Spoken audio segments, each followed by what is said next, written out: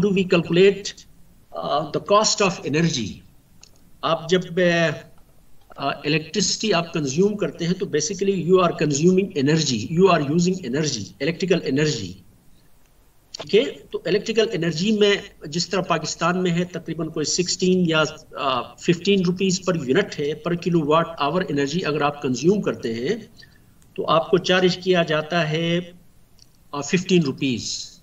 ठीक है, तो ये जो 15 रुपीस है उसमें क्या क्या चीजें शामिल होती है, कैसे हम डिटरमिन करते हैं कि एक यूनिट इलेक्ट्रिसिटी की कास्ट जो है वो 15 रुपीस होनी चाहिए? तो इसमें बहुत सारे फैक्टर्स हम कंसीडर करते हैं। तो जनरली जो बिल आप पे करते हैं मंथ के आखिर में, उसमें पर यूनिट एनर्जी जो आप कंज्यूम करते हैं उसकी जो कास्ट होती उसमें दो तरह के कास्ट शामिल होती। एक को हम कहते हैं फिक्स्ड कास्ट और दूसरे को हम कहते हैं ऑपरेटिंग और energy cost. Fixed cost because आप जब एक पावर प्लांट को इंस्टॉल करते हैं, पहले आप कोई फिजिबिलिटी स्टडीज करते हैं, उसके बाद कोई इंजीनियर्स हायर करते हैं, वो उसकी डिजाइनिंग करते हैं, और उसके बाद फिर आप of course you go and you purchase land, और उसके बाद आप बिल्डिंग बनाते हैं, वहाँ पे पावर प्लांट को इंस्टॉल करते हैं। तो ये सारी चीज़ें कोई फ्री नहीं होती, यू हैव टू पे सम मनी। और ये money you take a loan from a bank, it means that you are going to pay interest for maybe 20 years, maybe 30 years, or the lifespan of the project. तो इसका मतलब है कि एक तो आपकी इनिशियल इन्वेस्टमेंट होगी ऑन द प्रोजेक्ट, और उसके बाद उसके ऊपर फिर आप इंटरेस्ट भी पे करते हैं। फिर प्लांट की डेप्रिसिएशन है। आज एक प्लांट आपने 1 मिलियन रुपीस में आपने एक कार खरीदी, वक्त के साथ साथ ओवर द ईयर इसकी प्राइस कम होती चली जाती है, और 10 साल के बाद जब इसको आप बेचते हैं, इसकी लाइफ टाइम अगर 10 साल है इस कार की, तो आपके पास 10 इयर्स के बाद इसकी प्राइस में भी 100,000 रुपीस पे आप इसको बेचेंगे। तो इसका मतलब है कोई भी प्रोडक्ट आप खरीद के ले आते हैं तो ओवर द ईयर्स इसकी जो प्राइस में जो डिक्रीमेंट आती है उसको हम उसकी डिप्रिसिएशन कहते हैं। ठीक है, इसी तरीके से भी एक पावर प्लांट आप खरीदते हैं, उसको लगाते हैं, तो वक्त के साथ साथ इसकी वर्थ कम होती जा रही है। तो इसका मतलब है कि जो इसकी वर्थ में जो रिडक्शन है वो भी फिक्स्ड कास्ट में शामिल है। ये भी आपने कंज्यूमर से आपने चार्ज करना है। प्लांट पे जो टोटल इन्वेस्टमेंट की है आपने, वो भी आपने कंज्यूमर से आपने वापस लेना है वो पैसे। ठीक है, अगर आपने उस प्लांट को कंस्ट्रक्ट करने के लिए आपने कोई लोन लिया है, उस लोन पे अगर आपने कोई इंटरेस्ट देना है तो वो भी आपने कंज्यूमर से, वो इंटरेस्ट भी आपने कंज्यूमर से लेना है। ठीक है, transmission and distribution system, plant को फिर आप कंज्यूमर्स के साथ कनेक्ट करते हैं, लोड सेंटर्स के साथ कनेक्ट करते हैं। So there will be a transmission system, so there will be a distribution network. Distribution और ट्रांसमिशन नेटवर्क, इसकी भी कोई कास्ट होगी। वो कास्ट भी जो आप बिल आप लोगों से चार्ज करते हैं पर यूनिट इलेक्ट्रिसिटी, उसमें वो चीज़ भी शामिल होती है। उसका एक फ्रैक्शन, ऑफ कोर्स जो फिक्स कास्ट है उसका एक फ्रैक्शन, जब भी आप बिल पे करते हैं पर यूनिट जो इलेक्ट्रिसिटी का जो चार्ज होता है, ठीक है, बिल होता है, उसमें ये सारी कास्ट, ये सारी जो कास्ट है उसका एक फ्रैक्शन उसका पार्ट होता है। उसके अलावा of course this power plant you will have employees. ठीक है, कोई मैनेजरियल स्टाफ है, उनकी आपने सैलरीज भी पे करनी है, कॉस्ट ऑफ मीटरिंग है, और उसके बाद बिलिंग है, कलेक्शन है, जो मीटर रीडर है वो आपके घर आके बिल कलेक्ट करता है। ठीक है, तो ये सारी जो मनी है वो आपने कंज्यूमर से कलेक्ट करनी है और the life span of the project. ठीक है, तो इसका मतलब ये है कि जब भी आप बिल पे करते हैं, आप इलेक्ट्रिसिटी को कंज्यूम करें या ना करें, आप बेशक छुट्टी पे चले जाएं 1 साल के लिए, लेकिन ये जो कास्ट है, फिक्स्ड कास्ट है, उसका एक फ्रैक्शन हर कंज्यूमर को देना पड़ेगा। और सारे कंज्यूमर्स की, मसलन ये जो सारी कास्ट है उसको कंपनी डिवाइड करती है कि 30 इयर्स में ये सारी कास्ट रिकवर करनी है। तो इसका मतलब है कि हर साल a certain amount of money the company it is going to retrieve from the consumers। तो इसका मतलब है कि every year जो इलेक्ट्रिसिटी का जो पर यूनिट है उसमें फिक्स्ड कास्ट का एक पोर्शन उसमें मौजूद होता है। आप बिजली को खर्च करें न करें, इलेक्ट्रिसिटी को आप कंज्यूम करें न करें, you have to pay the fixed cast. इसके बाद फिर ये जो बिल पे करते हैं उसमें एक फिक्स्ड कास्ट होती है और दूसरा ऑपरेटिंग और एनर्जी कास्ट है। अगर power plant is running for example, ठीक है, तो इसका मतलब है कि ये एनर्जी प्रोड्यूस कर रहा है, or some fuel is being consumed, it means that when the power plant is operating, okay, it is selling the electricity and you are consuming the electricity from the power plant. तो आपने फिर जो energy जो उसने produce की है, उसने fuel को कंज्यूम किया है, तो वो फ्यूल की कॉस्ट फिर आप पे चार्ज करेगा. अगर आप इलेक्ट्रिसिटी को, पावर प्लांट बंद है, शट डाउन है, तो इसका मतलब है या आप इलेक्ट्रिसिटी को कंज्यूम नहीं करते हैं, आप छुट्टी पे चले गए हैं, तो इसका मतलब है कि जितनी आपको इलेक्ट्रिसिटी चाहिए थी, जितनी एनर्जी आपने एक साल में कंज्यूम करनी थी, उसके इक्विवेलेंट फ्यूल जो है वो पावर प्लांट में कंज्यूम नहीं हुआ है.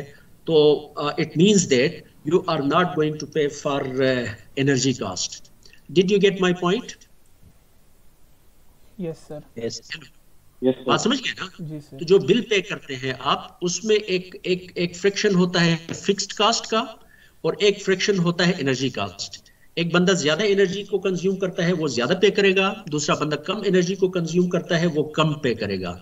और ये जो फिक्स्ड कॉस्ट है, उसमें ऑफ कोर्स जब भी कोई बिजनेस आप शुरू करते हैं, तो at the end of the day you are also expecting some money. ठीक है, प्रॉफिट्स भी आप एक्सपेक्ट करते हैं. तो जिन लोगों ने इन्वेस्टमेंट की है, जिन्होंने ये बिजनेस सेटअप किया है इलेक्ट्रिक पावर सप्लाई करने का, ठीक है, तो ये फिक्स्ड कॉस्ट में बेसिकली उनका जो प्रॉफिट है बिजनेस करने का, वो भी इसमें शामिल हो, तो वो भी आपसे चार्ज करते हैं. आप इलेक्ट्रिसिटी कंज्यूम करें या ना करें, ठीक है, लेकिन still all these charges they will be, you will have to pay. Fixed cost you will have to pay. Energy cost तब आप पे करेंगे जब आप एनर्जी कंज्यूम करेंगे. आपके घर में जो मीटर लगा होता है, ये बेसिकली एनर्जी दे देता है कि आपने 100 यूनिट्स कंज्यूम किए हैं, 1000 यूनिट्स कंज्यूम किए हैं, 500 यूनिट्स कंज्यूम किए. अगर ज्यादा कंज्यूम किए हैं तो आप ज्यादा पे करेंगे, और अगर आपने कम एनर्जी कंज्यूम की है तो आप कम पे करेंगे. लेकिन फिक्स्ड कॉस्ट है, ये आपको हर हाल में पे करना पड़ेगा. ठीक है, ये जो IPPs है पाकिस्तान में बहुत सारे प्राइवेट सेक्टर में लगाए गए थे, तो ये अक्सर बंद भी रहते हैं. गवर्नमेंट ऑफ पाकिस्तान इनसे इलेक्ट्रिसिटी परचेज नहीं करती है, लेकिन still the government of Pakistan has to pay this fixed cost, because government of Pakistan के कहने पे उन्होंने लाके अपने पावर प्लांट्स यहाँ लगाए हैं, उन्होंने अपनी इन्वेस्टमेंट की है. Of course they have to pay the interest to some banks. ठीक है, उन्होंने ट्रांसमिशन और डिस्ट्रीब्यूशन सिस्टम लगाया है, उस पे करते हैं. उनके पास स्टाफ है. अगर आप गवर्नमेंट ऑफ पाकिस्तान उनसे इलेक्ट्रिसिटी परचेज नहीं करती है, but still they have the staff.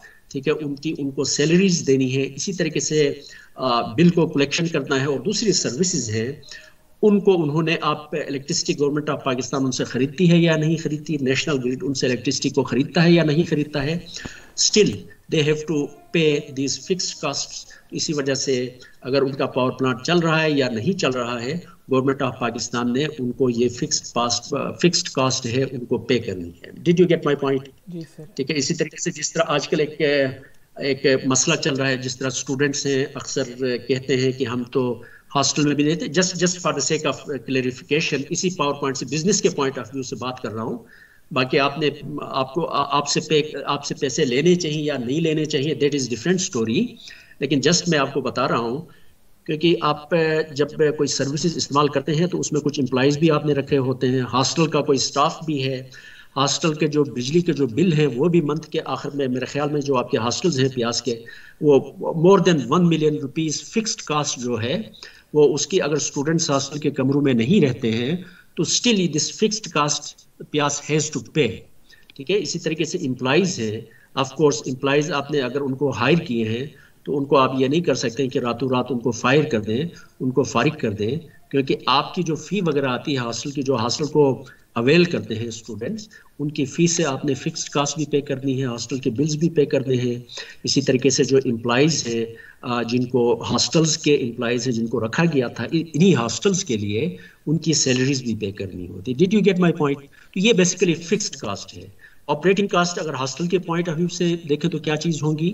Operating cast होगी फिक्स्ड कास्ट. जैसा कि मैंने आपको बताया कि मोर देन 1 मिलियन रुपीज़ जो हॉस्टल अगर बंद भी हो रहे हैं, क्योंकि वापडा ने अपनी एक कैपेसिटी है, वापडा ने ये जो आइस्को है, ठीक है, उन्होंने अपनी एक कैपेसिटी आपके हॉस्टल्स को दी हुई है. तो ये बेसिकली कैपेसिटी चार्जेस है. आप बिजली को कंज्यूम करें ना करें, आपने पे करना है eight the end of the billing period.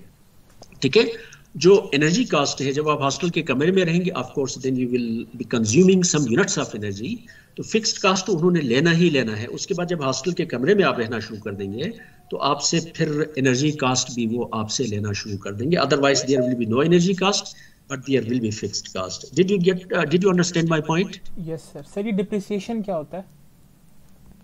Depreciation में थोड़ा सा आगे एक और स्लाइड है, वहां मैं आपको बताता हूँ। सही है सर। फर्दर इसको एलाबोरेट करते हैं, ठीक है। तो ये सिर्फ यहाँ पे नहीं बल्कि कोई भी बिजनेस होता है, अगर आपने कोई और बिजनेस शुरू करना, फॉर एग्जांपल आप प्याज से बसें चलाते हैं पिंडी इस्लामाबाद के लिए, ठीक है, तो उसमें आपने ड्राइवर भी हायर करना है, आपने बस खरीदने के लिए कहीं से आपने लोन भी लिया है, उसका इंटरेस्ट भी देना है, ठीक है, और उसके अलावा मेंटेनेंस चार्जेस हैं, आप इसका ऑयल को चेंज करते हैं, इसके टायर्स को 3-4 साल के बाद चेंज करने पड़ते हैं, ठीक है। तो ये सारी कॉस्ट है, ये आपका जो टिकट है जो आप लोगों से चार्ज करते हैं, ट्रेवल करते हैं, उसके अलावा ऑफ कोर्स आपने बिजनेस इसलिए कर रहे हैं कि इसमें से कुछ मनी आपको मिल जाए, कुछ प्रॉफिट्स मिल जाए, जिससे आपकी जिंदगी भी चलती रहे, ठीक है। तो जब भी आप टिकट आप लोगों से चार्ज करेंगे तो उसमें ऑपरेटिंग कास्ट होगी, जब वो चल रही होगी बस, तो उस वक्त भी उसमें कोई फ्यूल कंज्यूम हो रहा होगा,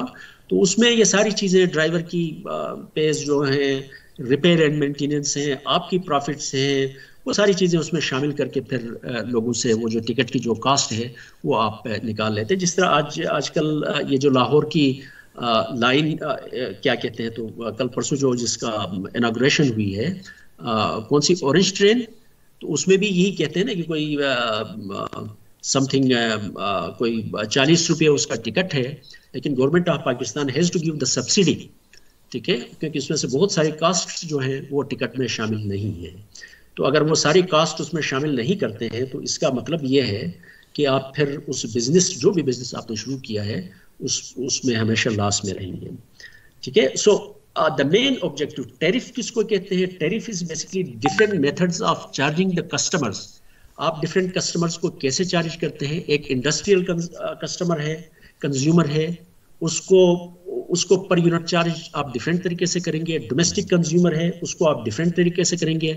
कमर्शियल कंज्यूमर है, उसको आप डिफरेंट तरीके से करेंगे। और अगर मार्जिनलाइज्ड सेगमेंट्स ऑफ सोसाइटी हैं, ठीक है, उनको जिनकी कंजम्पशन बहुत कम है, ठीक है, तो उनको फिर आप डिफरेंट तरीके से करेंगे। जो बहुत ज्यादा एनर्जी कंज्यूम करते हैं, बड़े बड़े एसीज लगाए हुए होते हैं, उनको चार्ज आप डिफरेंट तरीके से करेंगे, ठीक है। सो टैरिफ का मतलब ये है different methods of charging the customers.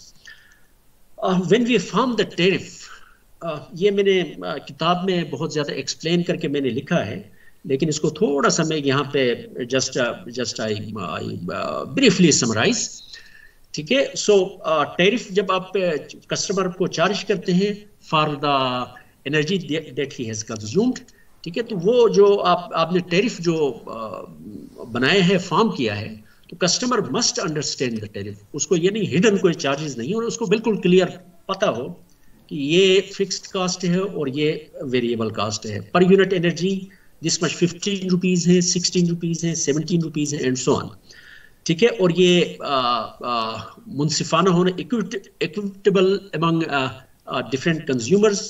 और उसके बाद फिर important thing is power factor है, जिसकी हम थोड़ी देर के बाद बात करेंगे। टैरिफ ऐसा होना चाहिए जो कंज्यूमर्स को इनकरेज करे कि अपनी पावर फैक्टर को इम्प्रूव करें। इसका मतलब ये है कि अगर किसी कंज्यूमर का पावर फैक्टर पुअर है तो उससे आप ज़्यादा चार्ज करेंगे, और अगर किसी कंज्यूमर का पावर फैक्टर वो इम्प्रूव करता है तो उसको फिर आप कम चार्ज करेंगे, ठीक है। इसी तरीके से देन यू विल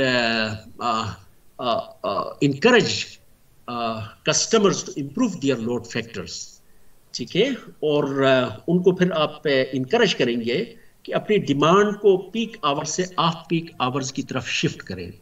अगर सारे कंज्यूमर्स जो हैं उन सब की जो डिमांड है वो अगर पीक आवर्स में आ जाए तो यू नो दैट उस आवर को मीट करने के लिए आपको कुछ जनरेटर्स चलाने पड़ेंगे 2-3 घंटे के लिए, जो very expensive fuel they consume. इसका मतलब ये है कि जो cost of the generation of electricity it will be very high, ठीक है। If you encourage the consumers, उनको आप कहते हैं कि रात के 12 बजे अगर, या रात को 1 बजे, या रात को 2 ऑफ पीक पीरियड्स पे इलेक्ट्रिसिटी को कंज्यूम करेंगे, तो rather than 16 rupees per unit आपसे 8 रुपीज पर यूनिट चार्ज किया जाएगा। तो इसका मतलब है कि ये जो पीक आवर्स हैं उससे लोग अपने लोड्स को शिफ्ट करेंगे ऑफ पीक आवर्स पे।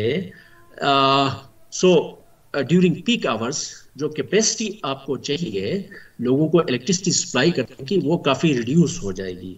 या इसको इस तरीके से भी कह सकते हैं कि off peak during peak hours जो एक्सपेंसिव फ्यूल को हमने कंज्यूम करना था उसको हमने कंज्यूम करने से अवॉइड किया। ठीक है, so the cost of electricity will reduce. So then of course ये जो टैरिफ है it should be modified from time to time. जिस तरह इंटरनेशनल मार्केट में ऑयल की प्राइसेस कम ज़्यादा होती क्योंकि पाकिस्तान में कोई प्रॉबली 65% और something like that much electricity it is being produced by oil. ठीक है, इंटरनेशनल मार्केट में ऑयल्स की prices they are volatile, they fluctuate. ठीक है, समटाइम्स जिस तरह पेट्रोल था 62 रुपीज़ 64 रुपीज़ से 112 रुपीज़ तक, आजकल 103 रुपीज़ तक चला गया है। तो ये चेंज होता रहता है। तो जिन कंट्रीज़ में ज़्यादातर एनर्जी हम पेट्रोलियम प्रोडक्ट से हम प्रोड्यूस करते हैं, फर्नेस ऑयल है पाकिस्तान में उससे प्रोड्यूस करते हैं, या कोल की प्राइसेस इंटरनेशनल मार्केट में फ्लक्चुएट होती हैं, तो अकॉर्डिंगली अगर प्राइसेस बढ़ गई तो then you will charge more to consumers per unit. Electricity की चार्जेस ज़्यादा होंगे, लेकिन अगर प्राइसेस कम होती हैं तो उसका मतलब ये है कि अब कंज्यूमर्स को आप पर यूनिट कास्ट जो है उसको आप रिड्यूस कर सकते हैं। ठीक है, use of electricity is encouraged so that economy of utilities is improved from the perspective of the utilities. आप हमेशा लोगों को इनकरेज करेंगे कि ज़्यादा से ज़्यादा इलेक्ट्रिसिटी यूज़ करें। यूरोपियन कंट्रीज़ में फॉर एग्जांपल आप वीकेंड्स में आप बसों पर ट्रेवल करते हैं तो वो बाकायदे कहते हैं कि इस टाइम पे वीकेंड्स पे ट्रेवल करने के लिए टिकट के चार्जेस है। जहाँ पे मैं एक दो जगहों पे गया हूँ तो वहाँ पे आपसे वो टिकट के कम पैसे लेते हैं। ठीक है, दिन के किसी खास टाइम के बाद ऑफ पीक आवर्स पे आपसे कम लेते हैं। लोगों को इनकरेज करते हैं कि वीकेंड्स पे बसों में सफ़र करें, कम कीमत ऑफर करते हैं ताकि उनकी वो बसें उस टाइम पे भी चलती रहें। तो उससे जो यूटिलिटीज़ हैं, आप अगर कंज्यूमर्स को भी अगर आप इनकरेज करते हैं कि ज़्यादा से ज़्यादा इलेक्ट्रिसिटी यूज़ करें तो इसका मतलब है कि जो यूटिलिटीज़ हैं उनकी जो है इकोनॉमी जो है वो इम्प्रूव हो जाएगी। उनको कैसे इनकरेज कर सकते हैं? मसलन आप कहते हैं कि अगर 100 यूनिट्स आप कंज्यूम करेंगे तो आपको 16 रुपीज़ पर यूनिट से हम चार्ज करेंगे, लेकिन अगर 100 और 200 के दरमियान अगर 100 से आप बढ़ाते हैं तो आपको 16 रुपीज़ के बजाय हम आपको 12 रुपीज़ से चार्ज करेंगे। अगर आप 500 से ज़्यादा कंज्यूम करते हैं तो आपको 10 रुपीज़ के लिहाज से चार्ज करेंगे। ठीक है, लेकिन at present of course because about 65% of the electricity probably world wide it is being produced bye fossil fuels. ठीक है, तो आजकल आपको पता है कि ये जो ग्लोबल वार्मिंग और दूसरे इन्वायरमेंटल इश्यूज़ हैं इसकी वजह से लोगों को इनकरेज करने के बजाय people should be discouraged to use more and more energy. तो अब क्या होना चाहिए? एक 100 यूनिट्स इलेक्ट्रिसिटी कंजम्पशन के चार्जेस अगर 16 रुपीज़ हैं, 200 अगर 100 और 200 के दरमियान अगर उससे बढ़ जाएं तो उसको फिर 16 के बजाय आप 18 कर दें। अगर उससे ज़्यादा बढ़ा दें तो उसको 20 कर दें एंड सो ऑन, ताकि लोग डिस्करेज हो जाएं और कम से कम एनर्जी इस्तेमाल करें ताकि ये ग्लोबल वार्मिंग और कार्बन इमिशंस के जो इश्यूज़ हैं उनको किसी तरीके से हम कंट्रोल करें। Any question please? जी अंसारी साहब, तैमूर? जी सर। ठीक है, इट्स ओके। जी सर, क्लियर है। No, we talk about depreciation. Depreciation का मतलब ये है कि आप एक कार खरीदते हैं आज 1 मिलियन रुपीज़ पे। ठीक है, तो अगले साल अगर उसको बेचेंगे तो डू यू एक्सपेक्ट, अगर हम ये एज्यूम करते हैं कि जो ऑफ कोर्स वक्त के साथ साथ पैसा भी डिप्रिशिएट होता है और लेकिन हम एज्यूम करते हैं कि फ्यूचर जो है 10 साल पैसे की वर्थ जो है वो उसी तरीके से रहती है, चेंज नहीं होती है। तो व्हाट डू यू एक्सपेक्ट? आज अगर आपने 1 मिलियन पे एक कार खरीदी तो ऑफ कोर्स अगले साल उसकी प्राइस आप 1 मिलियन पे आप नहीं बेच सकते हैं, उसकी प्राइस कम हो जाएगी, उससे अगले साल मजीद कम हो जाएगी। और अगर कार की लाइफ 10 ईयर्स है तो 10 ईयर्स के बाद when you will sell it तो इसकी still you will sell it may be at 100,000 rupees, लेकिन उस वक्त वो जो सेल करेंगे बेसिकली इसकी स्क्रैप वैल्यू होगी। मे बी ये किसी के लिए कोई बहुत ज़्यादा यूजफुल नहीं होगी, लेकिन इसमें आयरन है और बहुत सारी दूसरी ऐसी चीज़ें हैं, स्पेयर पार्ट्स की कोई दुकान है, शॉप है, वो शायद आपसे ये कार खरीदेंगे 100,000 रुपीज़ पे। Is it clear? तो इसका मतलब है कि over the life of this car, ठीक है, आपने इसकी जो वैल्यू है या इस कार ने अपनी तकरीबन 900,000 रुपीज़ की जो वैल्यू है वो उसने लूज किया है। तो इसको हम डिप्रिसिएशन कहते हैं, डिप्रिशिएट हुई है ये कार, ठीक है। Eight the end of it's life the money that you get back, इसकी स्क्रैप वैल्यू जो है उसको हम कहते हैं साल्वेज वैल्यू कहते हैं, ठीक है। इस तरह अगर कोई घर बनाते हैं तो 40-50 साल के बाद still it will have some worth, ज़मीन की कीमत आपके पास यू कैन गेट बैक। उसके अलावा इस घर को आप बेचते हैं तो बहुत सारे लोग आप होते हैं कि जो आपकी खिड़कियां भी उतार के ले जाते हैं, इसमें जो ईंटें हैं वो भी ले जाते हैं, ठीक है। इवन इफ कोई घर भी है, पुराना घर भी है, इसकी भी eight the end of its useful life इसकी भी कोई स्क्रैप वैल्यू होती है, ठीक है।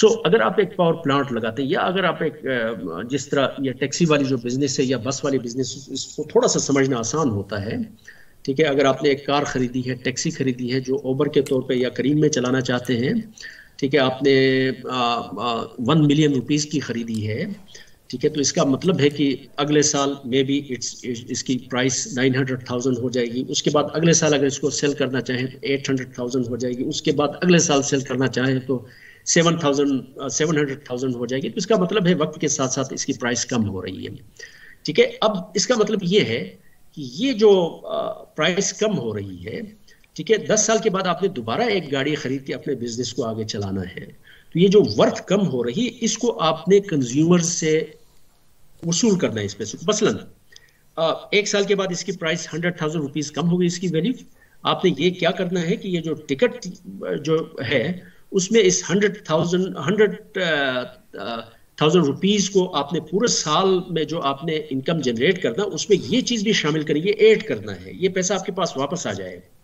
उसके बाद अगले साल फिर आपने 100,000 रुपीज जो है उसको आपने जो लोगों से चार्ज करना है वो डिस्ट्रीब्यूट करना है इस 100,000 को हर कस्टमर पे, ताकि ये 100,000 अगले साल भी वापस आ जाए, उससे अगले साल भी वापस आ जाए। और 10 साल के बाद जब आप स्क्रैप करके अपनी गाड़ी को बेचेंगे तो 100,000 वहां से आ जाएंगे। बाकी जो 100,000 every year you had collected उसको इकट्ठा करेंगे, 900,000 रुपीज वहां से आ जाएंगे और 100,000 रुपीज इसकी स्क्रैप वैल्यू होगी, तो 1 million rupees you will get back, ठीक है। उससे फिर एक और टैक्सी खरीद के अपने बिजनेस को आगे चलाएंगे। Same is the case with power plants, ठीक है। तो इनकी लाइफ भी ओवर द इयर्स इनकी लाइफ भी आहिस्ते आहिस्ते डिप्रिशिएट हो जाती है, इनकी वर्थ कम होती जाती है। तो ये जो बिल आपसे चार्ज किया जाता है इसमें इसकी ए फ्रैक्शन ऑफ, मसलन इस साल प्लांट की वैल्यू फॉर एग्जांपल जो है 10 मिलियन इस साल प्लांट की वैल्यू कम हो गई है, तो इस 10 मिलियन को इस साल जो लोगों से आपने जो बिल कलेक्ट करने हैं, तो सारे जो जितने भी कंज्यूमर्स हैं उनको किसी तरीके से इस सारी रकम को उन पे डिवाइड करना है, ठीक है। और उसके बाद फिर उनसे ये रकम आपने वापस लेनी है। अगले साल भी इसी तरह करेंगे और in this way after 20 years, after 30 years, the investment that you had done on this power plant, that money you will get back, ठीक है। तो ये जो पैसा है इसको वापस लेने के दो तरीके हैं, एक को हम कहते हैं स्ट्रेट लाइन मेथड कहते हैं, एक सिंकिंग फंड मेथड कहते हैं। तो यहाँ पे ये जो फिगर है इसको straight line method is very very simple. ये परसेंटेज ऑफ यहाँ पे एक्स एक्सिस पे ये स्ट्रेट लाइन मेथड है, परसेंटेज ऑफ यूजफुल लाइफ है 0 और 100%। It could be 30 years, it could be 50 years, it could be 100 years, ठीक है, लेकिन यहाँ परसेंटेज में हमने बात की है, ठीक है। और यहाँ पे हम देखते हैं कि इसकी वर्थ जो है प्लॉट की डिप्रिशिएशन, ये जो ए यहाँ पे 100 जो लिखा है right left most top corner पे, यहाँ पे हम देखते हैं कि इसकी लाइफ इसकी जो वर्थ है ये आहिस्ता आहिस्ता इस प्लांट की या कोई equipment, it could be N equipment, it could be A car, ठीक है, it could be A motor, it could be A solar panel हो सकता है, ठीक है। तो हम देखते हैं कि इसकी जो वैल्यू है every year it just keeps on decreasing. यहाँ पे हम देखते हैं ये स्ट्रेट लाइन जो राइट की तरफ नीचे गिर रही है, लेकिन ये आखिर में डी पे पहुंचते हैं। तो 100 से लेकर डी तक का दरमियान जो डिस्टेंस है, this is the 15% salvage value. तो इसका मतलब है कि जितनी 100% इसकी कास्ट थी, उसमें से 15% at the end of its useful life you will be able to scrap है उसको बेच के, ठीक है। आप इसकी 15% वो जो शुरू में इन्वेस्टमेंट की थी उसको आपने वापस वसूल किया उसको बेच के। लेकिन ये वाली जो लाइन है जो राइट की तरफ अपर कॉर्नर की तरफ, राइट टॉप कॉर्नर की तरफ जो लाइन मूव कर रही है, ये बेसिकली वो मनी है जो आप हर साल कलेक्ट करते हैं। स्ट्रेट लाइन का मतलब ये है कि इक्वल अमाउंट, इस साल जितनी रकम आपने इकट्ठी की अगले साल भी उतनी इकट्ठी करेंगे, उससे अगले साल भी उतनी इकट्ठी करेंगे। तो at the end of its useful life तो आप नीचे सी तक चले जाते हैं। सी से लेकर नीचे जो एक्स एक्सिस है, ये इसकी जो वैल्यू कम हो गई थी, डिक्रीज हो गई थी, उसको आपने लोगों से वापस कलेक्ट किया। और उसमें जो साल्वेज वैल्यू 15% जो गिवन है, उसको जब हम ऐड करेंगे तो टोटल 100% जो आपने शुरू में इन्वेस्टमेंट की थी उस कार को खरीदने के लिए, वो पैसे आपके पास वापस आ जाएंगे। तो उसका आसान तरीका है कैसे हम कैलकुलेट करेंगे। हर साल आपने कितने पैसे जो हैं वो आपकी जो कंज्यूमर्स हैं उन पे आपने उनसे आपने रिसीव करने हैं, ठीक है। तो उसका सिंपल तरीका है टोटल डिप्रिसिएशन।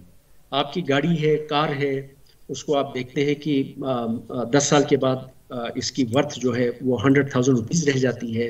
तो इसका मतलब है 900,000 rupees is the total depreciation of your car, ठीक है। और उसको अगर हम कहें कि इसकी जो लाइफ है वो यूजफुल लाइफ 10 ईयर है, तो इसका मतलब ये है कि 900,000 को आप 10 से डिवाइड करेंगे तो it will B 90,000 rupees. That will be the annual depreciation reserve rate. You will charge the customers, ठीक है, at the rate of 90,000 rupees per year. उसको आप अगर आप इलेक्ट्रिसिटी, आपने कोई जनरेटर लगाया है, किसी टाउन को आप सप्लाई कर रहे हैं और जनरेटर की प्राइस जो थी वो 1 मिलियन रुपीज़ थी, तो आपने और इसकी आप एक्सपेक्ट करते हैं कि 10 साल चलेगा, तो आप फिर क्या करते हैं, ये 100,000 रुपीज़ जो है उसको भी जो महीने के आखिर में जो बिल है उसको फिर आप इस तरीके से डिवाइड करते हैं। Of course this things are not that simple, just आपको मैं आइडिया दे रहा हूँ। ये 90,000 रुपीज़ को इस साल जो बिजली सेल हुई है, कंज्यूमर्स जितने भी कंज्यूमर, ये फिक्स्ड कास्ट में आता है डिप्रिसिएशन बेसिकली, ठीक है। तो इसका एक फ्रिक्शन ये जो 90,000 रुपीज़ है उसको आप सारे कंज्यूमर्स हैं उन पर डिवाइड करते हैं, अगर वो इलेक्ट्रिसिटी इस्तेमाल करें या ना करें, लेकिन ये रकम आपने उनसे वापस लेनी है।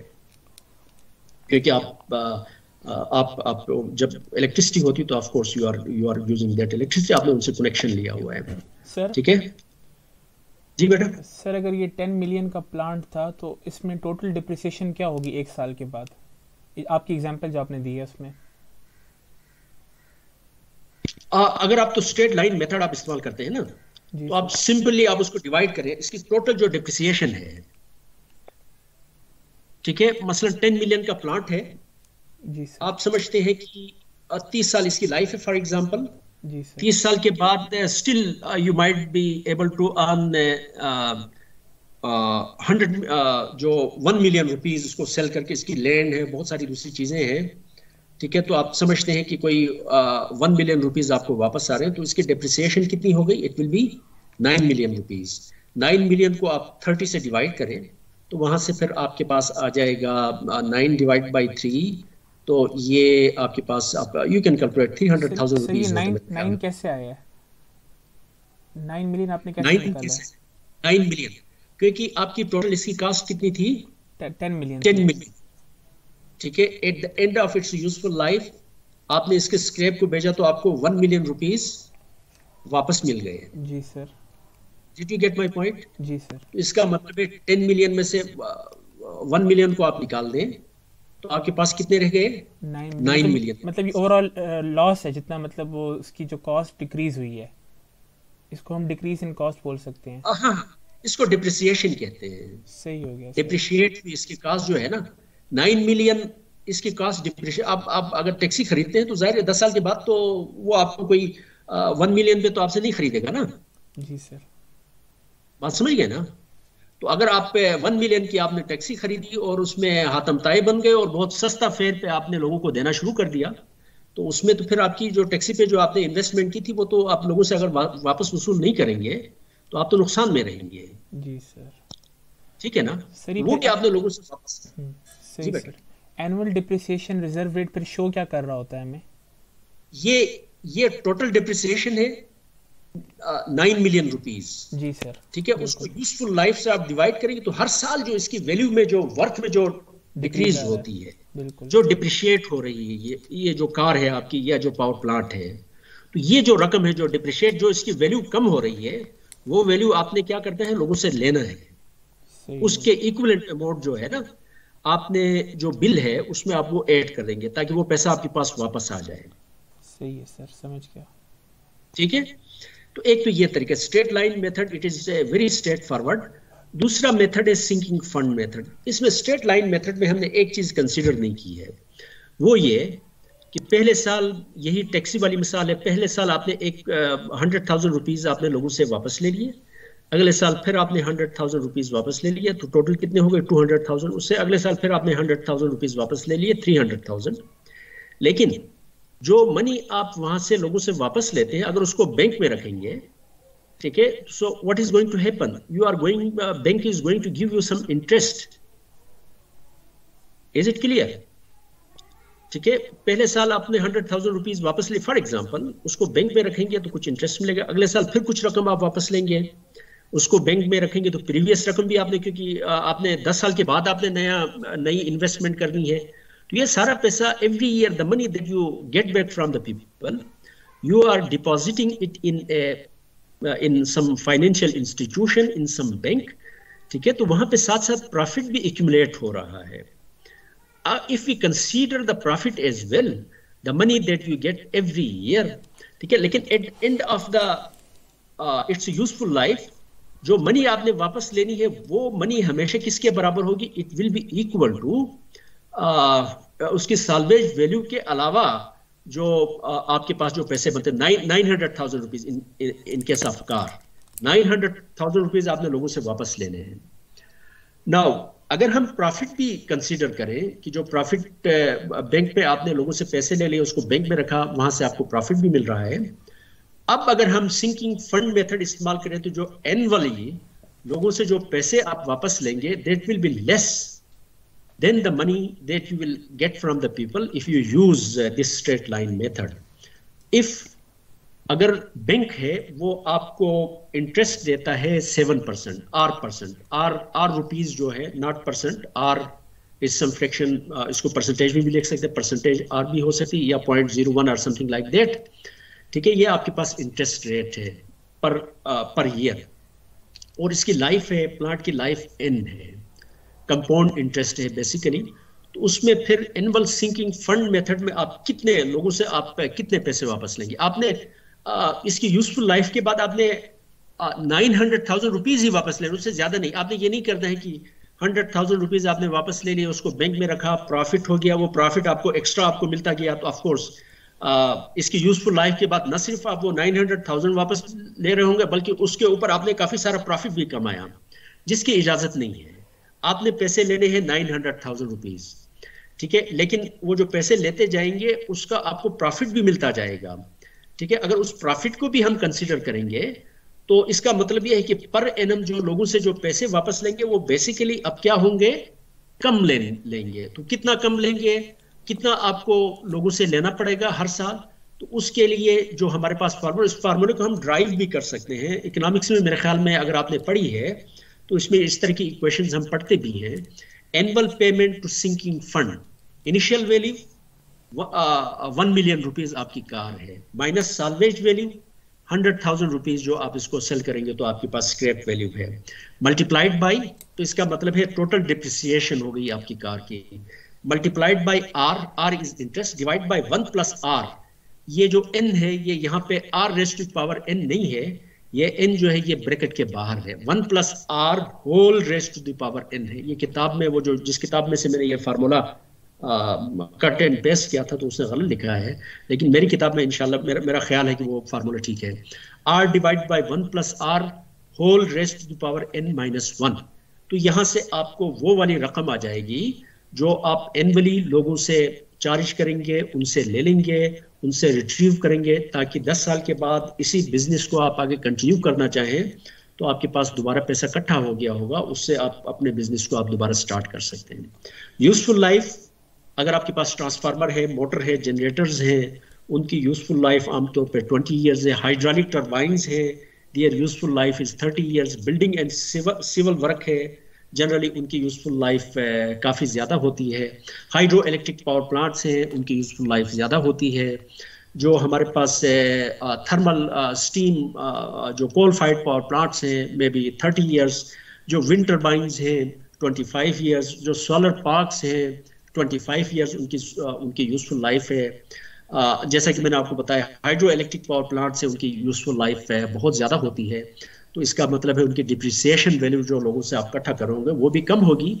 लेकिन अगर आपने कोई डैम बनाया है तो डैम पे जो खर्चा होता है, इनिशियल जो इन्वेस्टमेंट है, क्योंकि डिप्रिसिएशन जो इलेक्ट्रिसिटी जो एनर्जी आपको सेल करते हैं उस पे नहीं होती है। This depreciation is always on the power plant, ठीक है। सो अगर डैम बनाया है आपने, पावर प्लांट बनाया है, तो उस पर इनिशियल इन्वेस्टमेंट बहुत ज़्यादा होती है।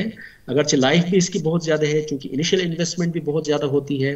तो इसकी वजह से ये जो सिंकिंग फंड जो है, लाइफ ज़्यादा होने की वजह से, इसका मतलब ये नहीं कि इसका जो सिंकिंग फंड या डिप्रिसिएशन की जो वैल्यू आप लोगों से चार्ज करेंगे एनुअली, वो कोई कम हो जाएगी। यहाँ पे एक एग्जांपल है, फॉर एग्जांपल ये एक कोई 80s की कोई किताब है, उसमें से मैंने ये एग्जांपल 2.4 ली है। वो देश पांडे की किताब है। ये स्लाइड्स मेरी अपनी किताब से कोई 2-3 साल पहले की बनाई हुई कुछ अच्छी एग्जांपल्स थी, तो उसको मैंने फिर इन स्लाइड्स में भी मैंने उनको रिटेन रखा। लेकिन वो किताब बहुत पुरानी है, लेकिन अब भी जो पावर जनरेशन के कोर्सेज पढ़ाते हैं उसमें बहुत ज़्यादा पॉपुलर है। इंडियन ऑथर है, यूईटी लाहौर में मैंने भी उसी से पढ़ी थी। आज से तकरीबन आप समझ लें कि उस वक्त आप लोग पैदा भी नहीं हुए थे। ये आज से 30, 34, 35 ईयर्स पुरानी बात है, ठीक है। लेकिन स्टिल आजकल भी बहुत सारी यूनिवर्सिटीज़ में यही किताब पढ़ाई जाती है। ये सिर्फ कन्वेंशनल पावर प्लांट से उन पे इसने एक चैप्टर जो रिन्यूएबल्स पे थोड़ा बहुत कुछ इसने ऐड कर दिया है, लेकिन बहुत अच्छी किताब है। सो इसमें जो फिगर्स आपको मिलेंगी ये बहुत पुरानी है। 100 kVA transformer with accessories castes only 13,000 rupees, which is may be more than 1 million rupees at this moment. लेकिन जैसा कि मैंने आपको बताया कि किताब 1980s की है, तो इसकी प्राइसेस यहाँ पे बहुत कम है। तो आप लोग मिसलीड ना हो जाएं कि इतना कोई एक बहुत बड़ा ट्रांसफार्मर है, ये इतना सस्ता मिलता है, लेकिन ऐसी बात नहीं है। लेकिन ये जो इलस्ट्रेट करने के लिए डिप्रिसिएशन और सिंकिंग फंड मेथड्स हैं, उसके लिए ये एग्जांपल मैंने यहाँ पे बेसिकली दी है। अगर इस ट्रांसफार्मर की लाइफ 20 ईयर्स है and salvage value at the end of a period is taken as 1000 rupees, इसकी साल्वेज वैल्यू ट्रांसफार्मर की 1000 रुपीज है। तो इसकी साल्वेज वैल्यू कहाँ से आ गई? Have you any idea transformer की? ये तैमूर salvage value sir, salvage value transformer की 20 साल के बाद इसमें क्या चीज यूजफुल है? सर इसका आयरन जो है, सॉफ्ट आयरन कोर, वो सारी चीजें। आयरन भी है, उसके अंदर कॉपर भी है। कॉपर भी है सर, बिल्कुल। वाइंडिंग वेरी यूजफुल वाइंडिंग है। बेसिकली कॉपर तो बड़ा महंगा होता है ना।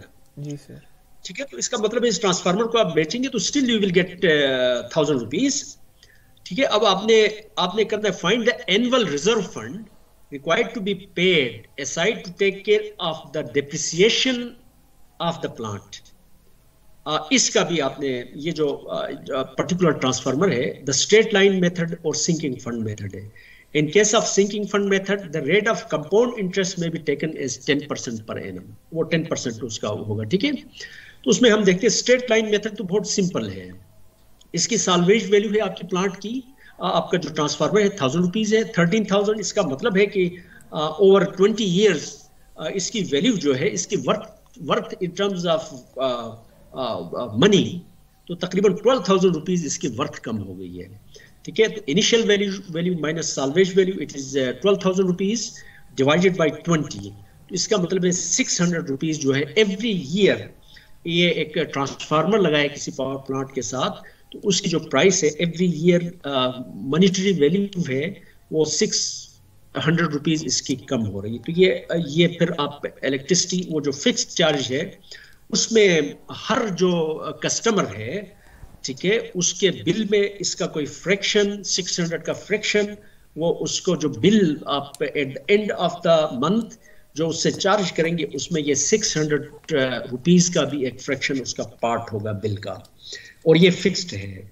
आप इलेक्ट्रिसिटी को कंज्यूम, आपका कस्टमर जो है वो इलेक्ट्रिसिटी को कंज्यूम करे ना करे, उसने ये जो डिप्रिसिएशन है इस ट्रांसफार्मर की फ्रैक्शन है वो उसने पे करना है। So agar if we use this annual payment of sinking fund, then it will be initial value minus salvage value multiplied by R divided by 1 plus R raised to power n minus 1। तो यहाँ पे हम देखते हैं कि ये रकम जो है ये थोड़ी सी कम होती है, इट इज 212 रुपीज बन जाती है। अब यहाँ पे आपने एनुअली कितनी रकम लोगों से वापस लेनी है, इट विल बी 212 रुपीज, ये लोगों से आपने रिट्रीव करना है हर साल। जबकि अगर हम स्ट्रेट लाइन मेथड इस्तेमाल करें तो 600 रुपीज आप एनुअली आप लोगों से रिट्रीव करेंगे। सिंकिंग फंड मेथड इस्तेमाल करें तो you will retrieve for 212 rupees. तो ये कम क्यों आ गया? क्योंकि उसकी वजह यह है कि अगर आप 212 रुपीज लोगों से रिसीव करते हैं, ये फार्मूला जो है इस फार्मूले को आप ड्राइव कर सकते हैं बेसिकली, ठीक है। तो इसका मतलब ये है कि अगर आप 212 रुपीज लोगों से रिट्रीव करते हैं एनुअली और इसको बैंक में आप डिपॉजिट करते जाते हैं और आपको 10% पर एनम प्रॉफिट अगर मिलता रहे, कंपाउंड इंटरेस्ट आपको मिलता रहे, तो इसकी जो यूजफुल लाइफ है 20 इयर्स, उसके बाद आपको still you will be able to gather how much rupees, how many rupees? 12,000 rupees. Is it clear? जो आप पैसा आप इकट्ठा होगा वो अब स्टिल उतना ही होगा। 12,000 रुपीज से आपने ज्यादा आपने इकट्ठा नहीं करना है, ठीक है। स्ट्रेट लाइन मेथड में भी आपने उसी को इस्तेमाल करना है, लेकिन 600 रुपीज आप लोगों से आप रिसीव करेंगे। सिंकिंग फंड मेथड में जो आपने रकम ली है उसको आप इन्वेस्ट भी कर रहे हैं, आपने उससे बैंक में रखा हुआ है, इंटरेस्ट भी आपको मिल रहा है और 10% इंटरेस्ट मिल रहा है। अगर 10% इंटरेस्ट के पॉइंट ऑफ व्यू से देखें तो अगर आप लोगों से ये फार्मूला जो आया वो इस तरीके से आया है कि अगर आप लोगों से 212 रुपीज पर एनम ले लें, उसको बैंक में रखें और वो 10% आपको प्रॉफिट दे, तो 20 साल के बाद आप you will be able to collect 12,000 rupees. जी बेटा तैमूर। सर ये किस तरह से, मतलब ये बैंक हमें किस तरह इंटरेस्ट दे रहा होता है, हालांकि हमने सिर्फ पैसा रखवाया, इस पे इन्वेस्टमेंट किस तरह मिल रही है हमें? नहीं, बैंक में आप पैसे जमा करते तो आपको प्रॉफिट मिलता है ना। बैंक में आप एक 100,000 रुपीज आप बैंक में रखें, बैंक आपको 5% 6% आपको पर मंथ आपको पर ईयर आपको प्रॉफिट मिलता है ना। सही, ठीक हो गया। बैंक में आप जब रखते हैं पैसे तो बैंक आपको प्रॉफिट कंपाउंड इंटरेस्ट देता है। अगर आपने आज आपने 100,000 रुपीज रखे तो 5 इयर्स लेटर तो आपको बैंक 100,000 रुपीज वापस नहीं करेगा, बल्कि 100,000 रुपीज पे आपको एक कंपाउंड इंटरेस्ट मिलेगा। कंपाउंड इंटरेस्ट का फार्मूला शायद अगर आपको याद हो, दैट इज इक्वल टू, जो आपको रकम वापस मिलेगी that will be equal to initial investment multiplied by 1 plus जो R है रेज़ टू पावर n, इतने पैसे आपको वापस मिल जाएंगे। सही, इट्स क्लियर। ओके, तो ये नाउ 2 कस्टमर्स आर देयर। एक का लोड फैक्टर बहुत हाई है और दूसरे का लोड फैक्टर बहुत पुअर है। ये आपसे जो एनर्जी का जो चार्ज करते हैं वो किस बेस पे करते हैं? आपके घर में एक मीटर लगा हुआ, आके देखते हैं and of the billing period आके चेक करते हैं कि आपने कितनी एनर्जी कंज्यूम की है, ठीक है। 2 कस्टमर्स हैं और दोनों के घर में आके उसने मीटर को चेक किया, देखा कि दोनों ने 1000 रुपीज 1000 यूनिट्स दोनों ने कंज्यूम की है। अब 15 रुपीज पर यूनिट इलेक्ट्रिसिटी की कास्ट है फॉर एग्जांपल, दोनों को कितना बिल पे करना पड़ेगा? 15,000 रुपीज। एक कंज्यूमर को 15,000 रुपीज और दूसरे कंज्यूमर को 15,000 rupees. Did you get my point? Hello, yes. Okay, कि 15,000 यूनिट्स कंज्यूम किए और पर यूनिट कितना है? It is 15 rupees. और 2 कंज्यूमर्स हैं और दोनों का जो मीटर की जो रीडिंग है दोनों की सेम है, ठीक है। लेकिन अगर एक का लोड फैक्टर पुअर है, एक का लोड फैक्टर पुअर है, इसका मतलब क्या है पुअर होने का? इसका मतलब है कि इसकी पीक डिमांड, जिसका लोड फैक्टर वेरी हाई है उसके मुकाबले में जिसका लोड फैक्टर बहुत पुअर है उसकी पीक डिमांड क्या है? ज्यादा है, क्योंकि पीक डिमांड किसके बराबर हो, लोड फैक्टर किसके बराबर है? It is equal to P average upon P average max. Energy divided by maximum energy, Yes. Average load divided by maximum load. ठीक है, तो चले इसको हम इस तरीके से देखते हैं कि ये हमारे पास दो फैक्ट्रियां हैं। ठीक है, फैक्ट्री ए है और फैक्ट्री बी है। एरिया इसकी लोड करो है, फैक्ट्री ए की लोड करो लेफ्ट साइड पे और फैक्ट्री बी की लोड करो जो है वो राइट साइड पे है। ठीक है, इसमें हम देखते हैं कि फैक्ट्री ए का लोड बड़ा जबरदस्त है, इसमें कोई फ्लक्चुएशंस नहीं है। तो इसका मतलब है कि इसका एवरेज लोड और इसका मैक्सिमम लोड क्या है? सेम है। दैट मींस इसका लोड फैक्टर क्या है? 1 है और 100%। फैक्ट्री बी है, एनर्जी अगर ये जो लोड करो है फैक्ट्री बी की, इसका एरिया अंडर द कर्व निकालें तो उसमें भी उतनी एनर्जी है जितनी फैक्ट्री ए का जो लोड करे उसके अंडर एरिया निकले। अगर फैक्ट्री ए के की लोड करो है उसके अंडर एरिया निकाले तो वो बेसिकली एनर्जी आता है कि जो फैक्ट्री ए ने ओवर ए टाइम पीरियड उसने कंज्यूम किया है। सिमिलरली फैक्ट्री बी की जो लोड करो है उसका एरिया अंडर द कर्व निकालेंगे तो वो आ जाएगा जो फैक्ट्री बी ने जो एनर्जी कंज्यूम की है ओवर द बिलिंग पीरियड। ठीक है, हम एज्यूम करते हैं कि फैक्ट्री ए और फैक्ट्री बी ने सेम एनर्जी कंज्यूम किया है, उन दोनों के बाहर जो एनर्जी मीटर्स लगे हुए थे दोनों की रीडिंग सेम है। लेकिन फैक्ट्री बी का जो लोड है इसको हम देखते हैं कि ये बहुत ज्यादा फ्लक्चुएट कर रहा है, इसकी मैक्सिमम डिमांड या पीक डिमांड बहुत ज्यादा है। इसका मतलब ये है कि फैक्ट्री बी की पीक डिमांड को मीट करने के लिए इट इज पॉसिबल कि वो जो कंपनी है जो इनको इलेक्ट्रिसिटी सेल करती है, ठीक है, उसको एक्सपेंसिव फ्यूल बर्न करना पड़े। Did you get my point? And another important thing is peak demand ज्यादा होने का मतलब ये है कि इस टाइम पे फैक्ट्री बी बहुत ज्यादा करंट ड्रा कर रही है through the transmission lines. Through the transmission lines अगर करंट बहुत ज्यादा ड्रा करे तो I square R losses because losses in the transmission system, in the distribution system, ठीक है, those are equal to current multiplied by I square R है, I का square है। तो इसका मतलब है कि फैक्ट्री बी की जो डिमांड बहुत ज्यादा है इस टाइम पे वो बहुत ज्यादा करंट ड्रा कर रही है, factory B is causing more losses to the system. ठीक है, तो ये लॉसेस हैं उसको भी किसी तरीके से आपने, क्योंकि फैक्ट्री बी की वजह से आए हैं तो कंपनी ने तो उन लॉसेस को मीट नहीं करना है। कंपनी ने क्या करना है, जो लोग रिस्पॉन्सिबल हैं इन लॉसेस को काज करने के, उनसे जो यूटिलिटी है जिसने ये इलेक्ट्रिसिटी सेल कर रही है उसने फैक्ट्री बी से रिसीव करने हैं। ठीक है, तो यहां से इस एग्जांपल से हमें ये पता चलता है कि अगर किसी फैक्ट्री की डिमांड ज्यादा है, एनर्जी दोनों फैक्ट्रियां सेम कंज्यूम कर रही हैं, और अगर एक फैक्ट्री का लोड फैक्टर, अब दूसरी फैक्ट्री का ऑफ कोर्स फैक्ट्री भी में चूंकि फ्लक्चुएशंस हैं, इसका लोड फैक्टर पुअर है, कम है फैक्ट्री ए के मुकाबले में, so it is causing more losses to the system. इसकी डिमांड को मीट करने के लिए ज्यादा कैपेसिटी चाहिए। ठीक है, तो इसको इलेक्ट्रिसिटी सेल करने की जो कास्ट है वो फैक्ट्री ए के मुकाबले में ज्यादा है।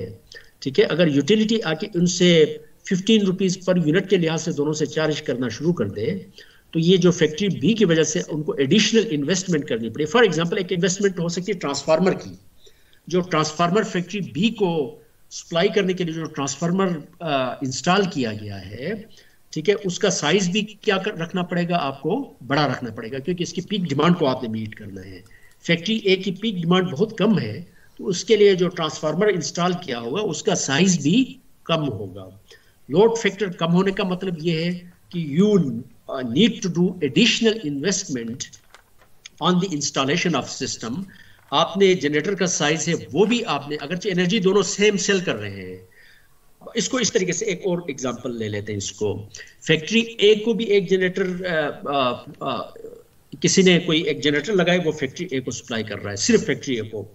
किसी और बंदे ने एक और जनरेटर लगाया जो कि सिर्फ फैक्ट्री बी को सप्लाई कर रहा है। एनर्जी दोनों सेम कंज्यूम कर रहे हैं, तो आपका क्या ख्याल है कि जो फैक्ट्री ए के जनरेटर का साइज बड़ा होगा या फैक्ट्री बी के जनरेटर का साइज बड़ा होगा? सर जो ज़्यादा हाँ, डिमांड है जिसकी जिसकी फैक्ट्री बी का जो जनरेटर होगा, ठीक है, साइज क्या रखना पड़ेगा आपको? ज़्यादा रखना बड़ा रखना पड़ेगा, पड़ेगा। क्यों बड़ा रखना पड़ेगा? क्योंकि पीक इसकी डिमांड पीक ज़्यादा डिमांड है। ज्यादा है, आपने वो मीट करना है। आपने जो ट्रांसफार्मर लगाया होगा, ट्रांसफार्मर का साइज क्या करना पड़ेगा? बड़ा रखना पड़ेगा। सर्किट ब्रेकर्स आपने लगाए हैं, तो वो भी अकॉर्डिंगली जो करंट कैरिंग कैपेबिलिटी जो है, करंट ज्यादा कुछ टाइम इंस्टेंस से बहुत ज्यादा करंट ये ड्रा कर रही होगी, तो वो भी आपने वहां पे ज्यादा रखना होगा। ठीक है, तो बेसिकली इन्वेस्टमेंट फैक्ट्री बी के लिए जो इन्वेस्टमेंट है उसकी वजह से वो ज्यादा इन्वेस्टमेंट है। तो इसका मतलब ये है कि फैक्ट्री बी को फैक्ट्री, अब ये इंसाफ नहीं होगा कि फैक्ट्री ए और फैक्ट्री बी दोनों को सेम जो 16 या 15 रुपीज से हम चार्ज करें, फैक्ट्री बी को फिर हमें क्या करना पड़ेगा? ज्यादा चार्ज करना पड़ेगा, ताकि इसकी वजह से जो एडिशनल जो फिक्स्ड कास्ट है वो इंक्रीज ज्यादा हुई है, तो इसका मतलब है उसको ज्यादा पे करना पड़ेगा। और इसकी वजह से जो लॉसेस सिस्टम में आएंगे, उन लॉसेस को भी फैक्ट्री बी को बेयर करना पड़ेगा। सो एक और मसला है इसमें। तो इसका फिर करते क्या है बेसिकली? ये जो फैक्ट्रीज होती है बड़ी, घरों में तो हम आते हैं, जब घरों की हम बात करते हैं तो वहां पे तो सिर्फ एनर्जी मीटर लगा होता है। ठीक है, तो उसमें हम लोड फैक्टर को नहीं देखते, तो एवरेज लोड फैक्टर हम एज्यूम करते हैं इट इज तकरीबन सारे घरों का एक जैसा है, 1.2 है, 1.15 है, 1.1 है, 1.3 है।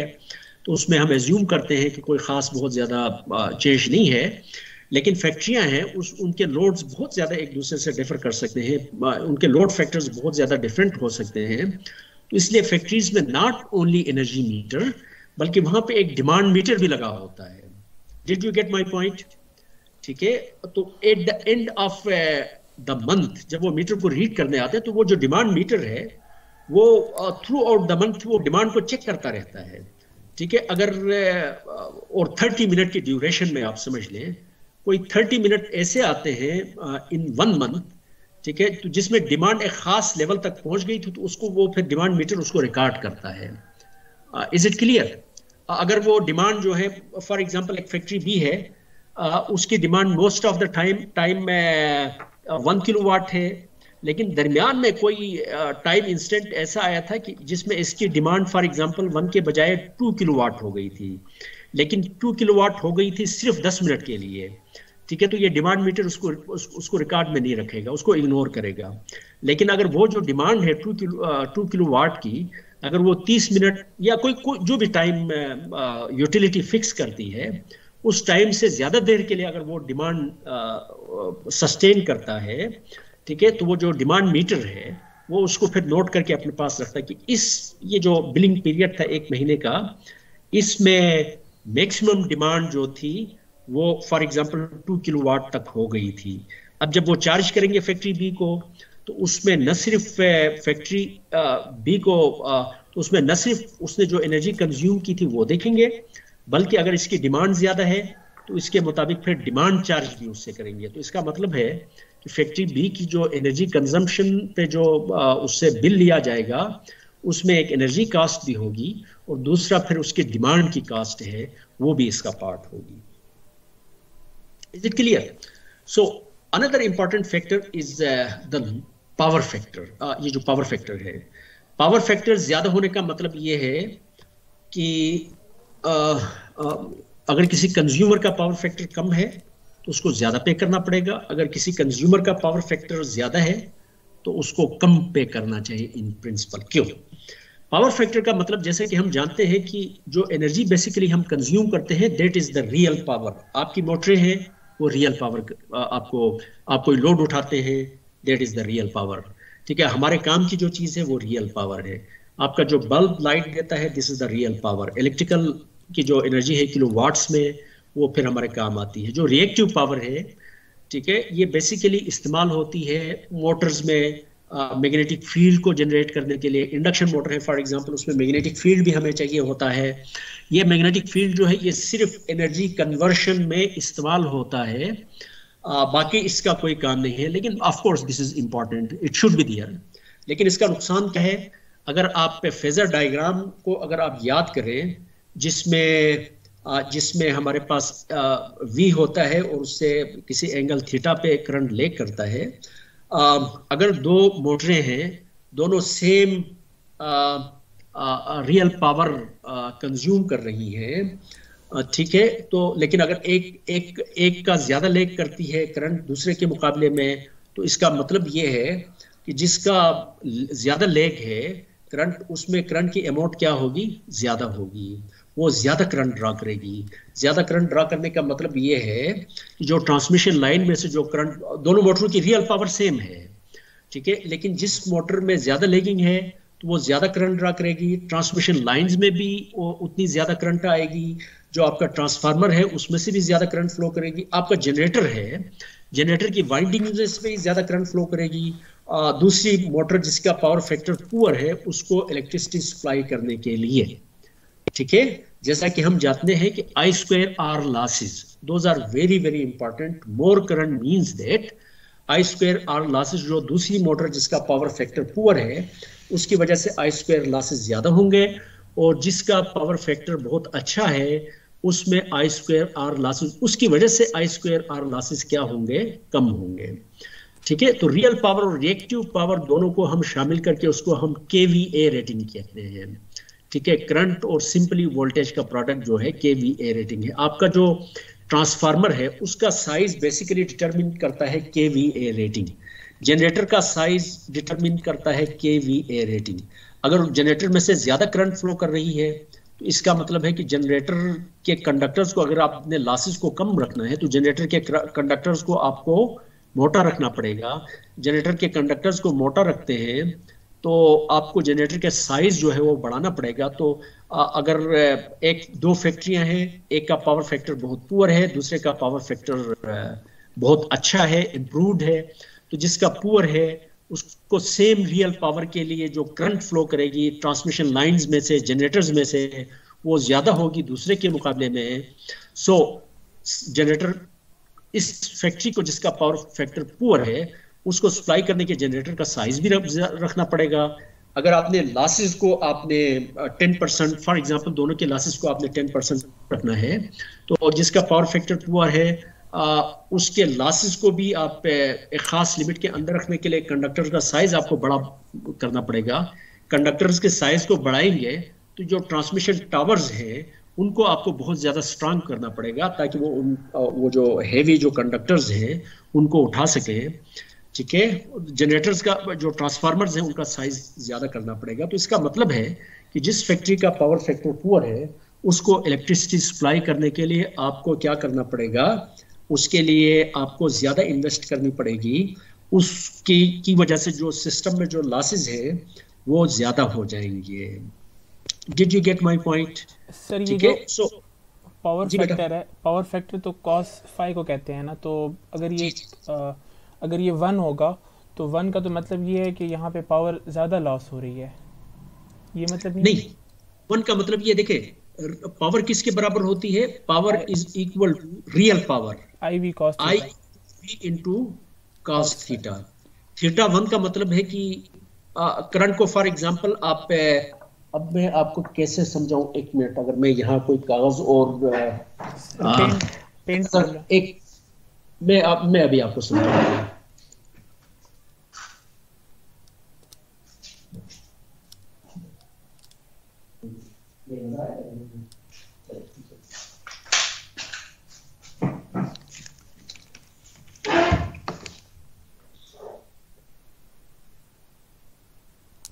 ये पेन लिख नहीं रहा है, हाँ मेरे पास पेन पड़ा हुआ, ठीक है।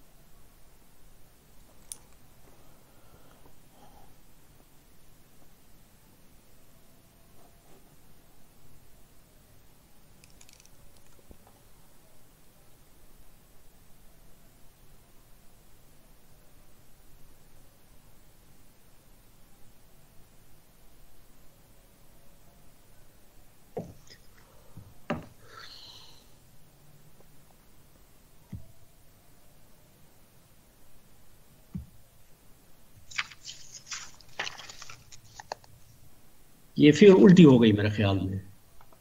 ये आप लोगों को सीधी नजर आ रही है या नहीं? सर ये देखते हैं फिर टू फ्रेम करके। ये फिगर नजर आ रही है आप लोगों को? जी जी सर नज़र आ रही है नज़र। अब्दुलरहमान, जी सर नज़र आ रही है। ये नजर आ रही है, चलें ठीक है, जबरदस्त हो गया। वी है ना हमारे पास, जी सर। I1 है, I2 है और I3 है। जी सर। जो I1 की सूरत में रियल पावर किसके बराबर हो गई? I1 into we. सही हो गया सर। ठीक है, I2 जो है वो V से लैग कर रहा है। जी सर। ठीक है, लेकिन इसका भी रियल पार्ट वही है, उसी के बराबर है जितना I1 है।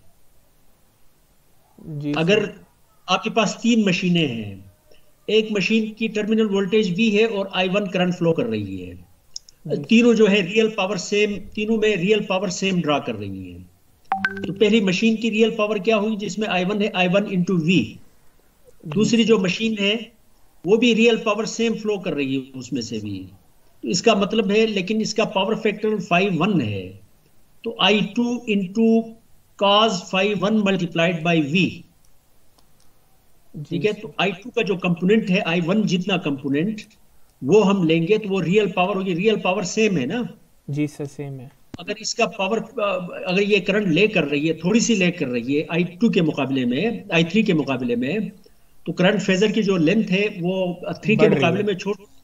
लेकिन जितना आप पीछे की तरफ लेते जाते हैं, जितना फेज एंगल ले करेगा, तो इसका मतलब ये है कि ये जो वर्टिकल लाइन है यहाँ पे, दिस वर्टिकल लाइन, तो ये चूंकि रियल पावर सेम है, तो इसका मतलब ये है कि ये जो करंट है, it will always, its tip will be, phasor की जो टिप है, ये जो वर्टिकल लाइन यहाँ से जो गुजर रही है उसके ऊपर ही होगी।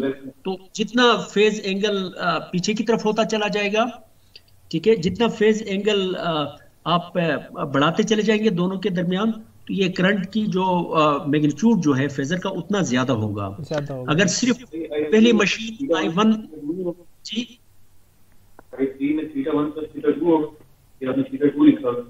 नहीं वो अलग है, वो अलग है। ये हमारे पास θ1 है, करंट 2 का, करंट 2 का θ1 है। करंट 1 का तो फेज एंगल 0 है ना? जी 0 है। करंट 3 का लेंगे, करंट I2 का जो है वो I3 का θ2 है, I2 का θ1 है,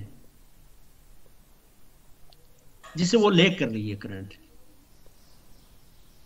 चले मैं इस तरह करता हूं ना आसानी के लिए, I2 का θ2 करता हूं, I3 का θ3 करता हूं, I4 का θ4 करता हूं। This is I4। 4 मशीनें हैं, ठीक है, रियल पावर सब सेम डिलीवर कर रही है। Is it clear? जी सर समझ आ रही है। ठीक है, अब ये करंट ज्यादा है का मतलब क्या है? जनरेटर का साइज आपको क्या करना पड़ेगा? क्योंकि आपने कंडक्टर का साइज मोटा बना, जनरेटर को जो डिजाइन करेंगे तो उसका साइज आपको क्या रखना पड़ेगा? मोटा रखना पड़ेगा। आप जो ट्रांसफार्मर डिजाइन करेंगे उसके कंडक्टर का साइज क्या रखना पड़ेगा? मोटा रखना पड़ेगा, बड़ा रखना पड़ेगा। Is it clear? Circuit breakers की जो डिजाइनिंग जो है वो भी करंट कैरिंग कैपेबिलिटी पे डिपेंड करती है, कितना, how much current flows through the transmission lines. Is it clear? तो इसका मतलब है कि इसकी वजह से इन्वेस्टमेंट भी ज्यादा होगी, at the same time I2R losses, ये जो जिसका पावर फैक्टर पुअर है उसकी वजह से सिस्टम में लॉसेस ज्यादा होंगे। तो इसका मतलब है कि जो बिजनेस करती है, यूटिलिटी है, जिसका गोल क्या है? कुछ पैसे कमाना। Is it clear? जी तो सर उसने फिर क्या करना है? वो जो पैसे वो अगर दोनों से सेम बिल करेंगे, तो जिसकी वजह से लॉसेस आए हैं, जिस तरह बिजली चोरी होती है, तो चोरी को फिर क्या करते हैं? मुख्तलिफ लोगों में डिवाइड करते हैं। ठीक है, इस वजह से लोगों को बिल ज्यादा देना पड़ता है। वो तो यूटिलिटी है, उसने अपने पैसे तो पूरे करने हैं ना। ठीक है, इसी तरीके से अगर ये इस पे नहीं डालेंगे तो अल्टीमेटली फिर बिजली की कास्ट क्या हो जाएगी? महंगी हो जाएगी, क्योंकि यही रकम बाकी लोगों पे डिवाइड हो जाएगी। तो इसका मतलब है कि जिसका पावर फैक्टर पुअर है उसको ज्यादा पे करना चाहिए। जी सर। और सर जी जो जितना ज्यादा एंगल है उतनी ज्यादा करंट आएगी। हाँ ऐसे देखिए,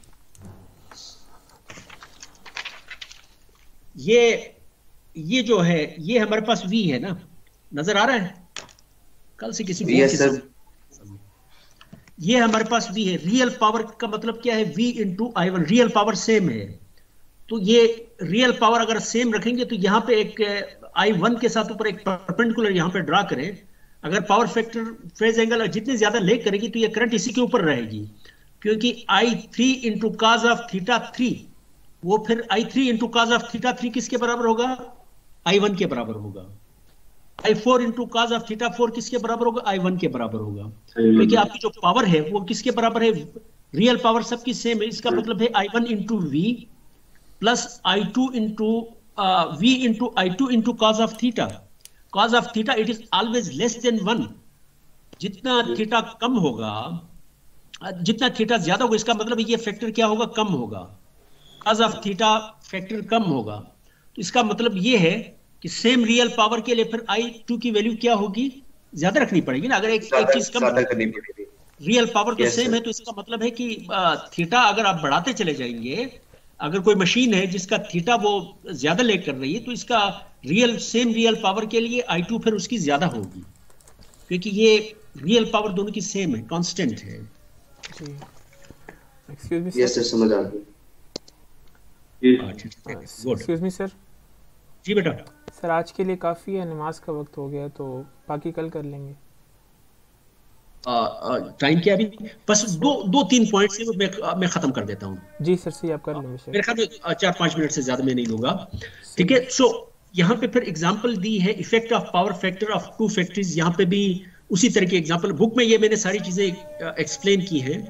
लोड ऑफ फैक्ट्री ए है, इसमें P और S जो पावर है, अपेरेंट पावर है S, P real power is equal to apparent power. Apparent power किसके बराबर? P इंटू S के V इंटू I के बराबर होता है। जिसमें पावर फैक्टर पुअर होगा उसमें I ज्यादा होगा, V इंटू I ज्यादा होगा। दूसरी फैक्ट्री है, लोड ऑफ फैक्ट्री भी है, उसमें S ज्यादा है, P कम है, ठीक है। सो जो टैरिफ आमतौर पे जो चार्ज करते हैं लोगों से, मुख्तलिफ टाइप से है। सिंपल टैरिफ और यूनिफॉर्म रेट टैरिफ, इसमें सिंपली हम ये करते हैं कि आप जाके आपने सारे लोगों के मीटर्स आपने रीड किए, 15 रुपीज पर यूनिट है, तो आपने कुछ और चीज नहीं किया, सिंपली ये किया कि उन्होंने जो एनर्जी कंज्यूम की है उसको 15 रुपीज से मल्टीप्लाई किया और जो भी बिल बन गया वो आपने दे दिया। This is very very simple. Just go and read the meter and whatever the amount of energy the consumer has consumed, उसको आप मल्टीप्लाई करें पर यूनिट इलेक्ट्रिसिटी की कॉस्ट से। तो this is the uniform rate tariff. तो ये आप समझ लें कि आपसे 100 साल पहले 130 इयर्स एगो जब ये पावर सेक्टर की कहानी शुरू हो गई थी, बुनियाद डाली गई थी, तो उस वक्त it was a very simple way of charging the customers, ठीक है। लेकिन आजकल ये इस्तेमाल नहीं होता है। दूसरा हमारे पास है फ्लैट रेट टैरिफ। इसमें फिर आप कंज्यूमर्स को डिफरेंट उसमें क्लासेस में डिवाइड करते हैं।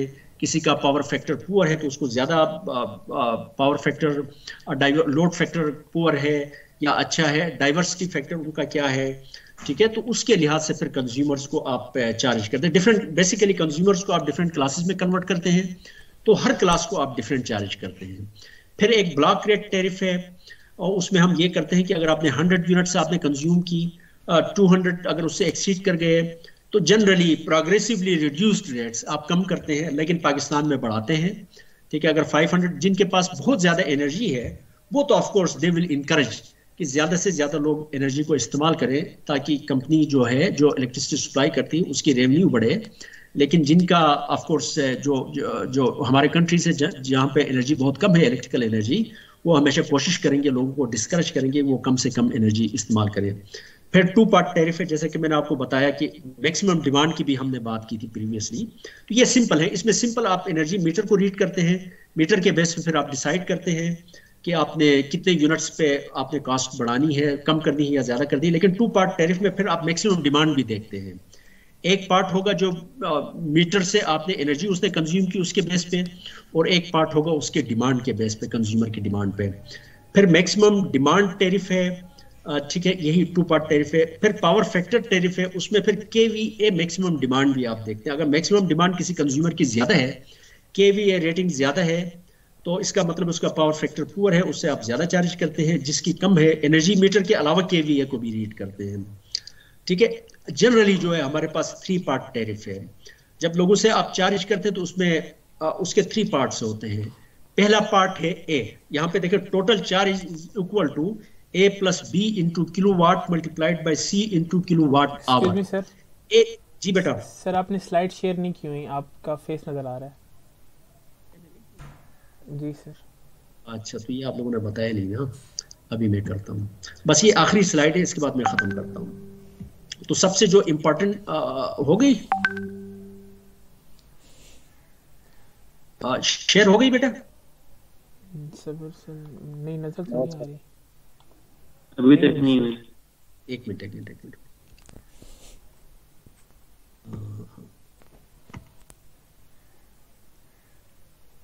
आ गई? हाँ सर।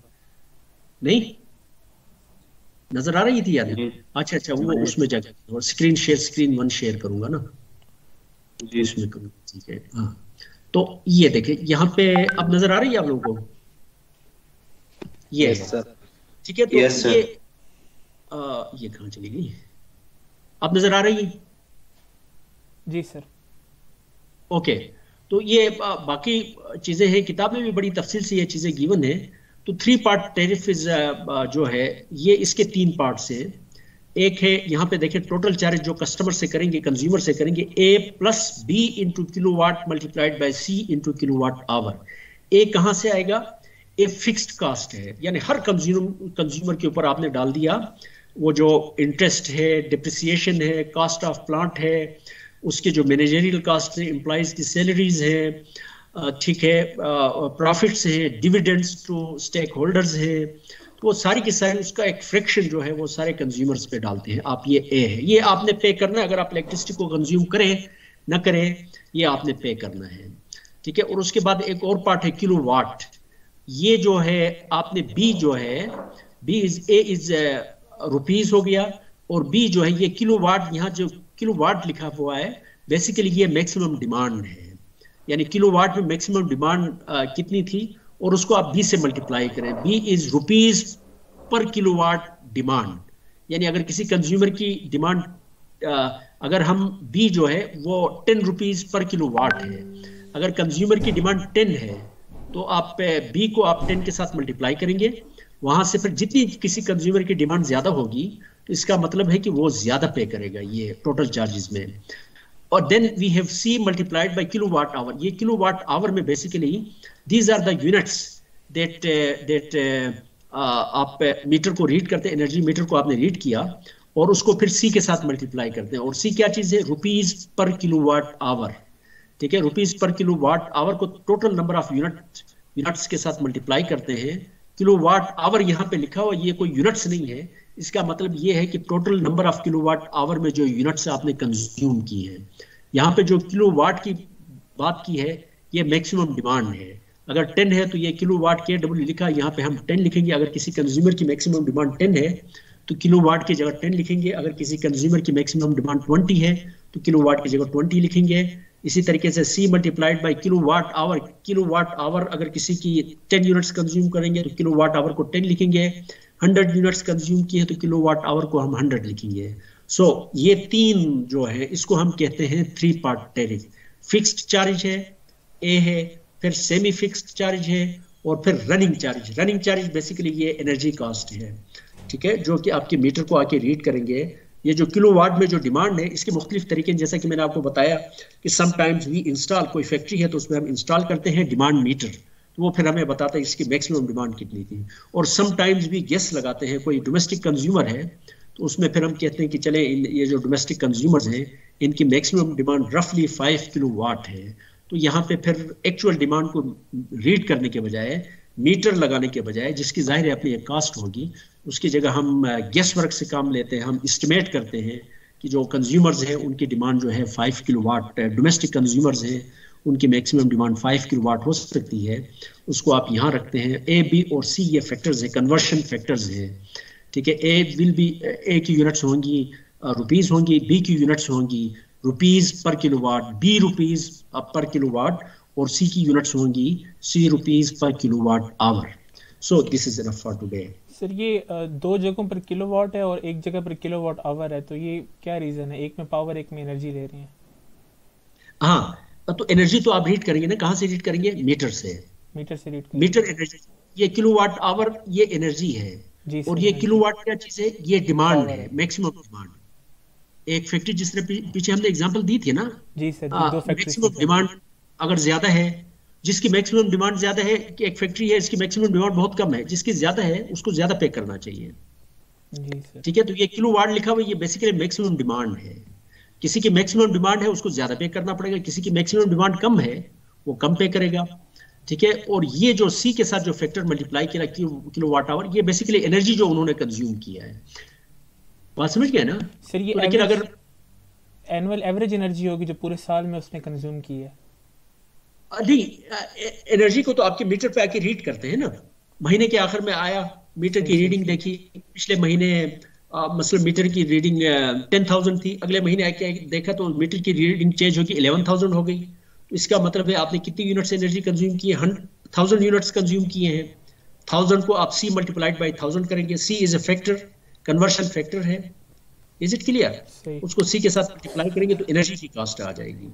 और सर ये जो सर मैक्सिमम, सर जो मैक्सिमम डिमांड कैसे पता चलती है किसी फैक्ट्री की या किसी भी घर आप वगैरह की? कैसे करते हैं, क्या मतलब? मतलब कि आप कैसे पता कि इसकी मैक्सिमम डिमांड ये है, इसकी हाँ, मैक्सिमम, ये वो फैक्ट्रीज मैंने खुद आपको बताती हैं या फिर? वो एक डिमांड मीटर लगाते हैं फैक्ट्रीज में। बात समझ गए ना? डोमेस्टिक घरों में नहीं लगाते, घरों में तो सिंपल मीटर लगे होते हैं। ठीक है, इसमें एक एवरेज लोड एज्यूम किया जाता है कि 5 किलोवाट से ज्यादा नहीं है फॉर एग्जांपल, तो इसमें आके कोई मीटर नहीं लगाते हैं। लेकिन जो बड़ी फैक्ट्रीज होती है उसमें एक डिमांड मीटर भी लगा होता है। ठीक है सर वो अगर यस सर। वो डिमांड मीटर जो होता है ना, वो एक खास एक पूरे महीने में देखता है, पूरे महीने के आप लोड करो, प्लॉट करें पूरे महीने की फॉर एग्जांपल, डेज 0 आवर से लेकर 30 डेज में कितने, 24 इंटू 30, तो टोटल नंबर ऑफ आवर्स उसमें आप प्लॉट करें, प्लॉट करते चले जाएं, तो उसमें देखें कि मैक्सिमम डिमांड कहाँ पे आई है। ठीक है, उस फिर मैक्सिमम डिमांड को देखें कि ये क्या, ये मैक्सिमम डिमांड 30 मिनट तक रही है या नहीं रही। अगर 30 मिनट से बहुत कम टाइम के लिए आई है तो उसको आप इग्नोर करते हैं। फॉर एग्जांपल, जब आप कोई इंडक्शन मोटर आप ऑन करते हैं, ठीक है, बड़ी बड़ी मोटर इंडस्ट्री में ऑन करते हैं, तो पावर की एक बहुत हल्की सी, बहुत शॉर्ट टाइम के लिए एक आ जाती है, डिमांड बहुत ज्यादा हो जाती है। ठीक है, लेकिन वो बहुत ज्यादा देर तक नहीं रहती है। लेकिन अगर 30 मिनट वो जो आपने लोड करो जो है, एक महीने की आप प्लॉट करें, तो उसमें देखें कि अगर जो मैक्सिमम डिमांड उस लोड करो में किस जगह पे है, फिर उस मैक्सिमम डिमांड को देखें कि क्या ये 30 मिनट तक ये मौजूद थी या कोई 1-2 मिनट के बाद गायब हो गई थी। अगर 30 मिनट तक मौजूद थी तो उसको आप नोट कर लें कि हाँ, इस पूरे महीने में इस फैक्ट्री की मैक्सिमम डिमांड 50 किलोवाट थी।